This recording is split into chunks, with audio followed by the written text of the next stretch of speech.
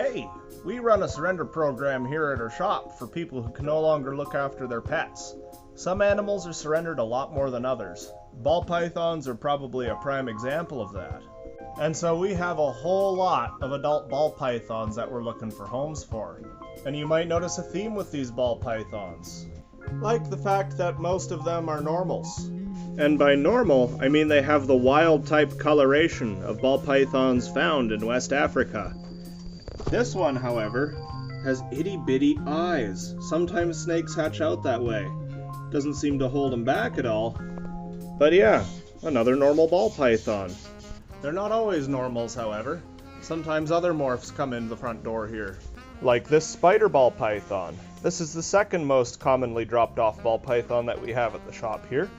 And they are often purchased because they have this very attractive pattern to them.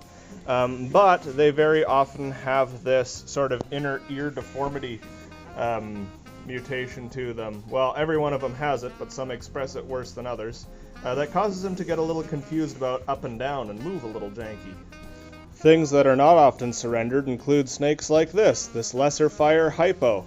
This was not a surrender. Or this silver streak here. These are another thing that do not get surrendered.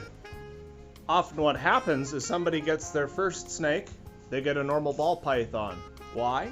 Because it's really cheap, and because they don't care what morph it is, they just want a snake in their life. And that's great.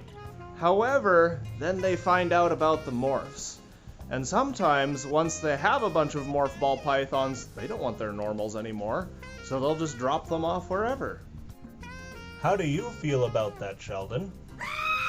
Now I get it, we always want the newest, shiniest, fanciest thing, but these are living critters.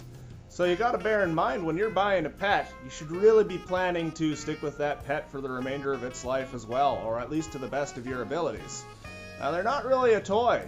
These guys can live for 20, 30, in some cases 40 years, so you need to be prepared for that when you take them on. With all of that said, now we have a lot of adult normals and some spider ball pythons that we're looking for homes for. So if you're interested in getting a snake to keep as a pet, and you've thought it through and you're like, yeah, no, a normal or a spider is fine with me, come on by, we'll figure something out. Just to note, we are going to make sure you have a proper enclosure and knowledge of care before getting it. This is not an impulse purchase. Anyways, rant over. That's it for today, guys. We'll see you tomorrow.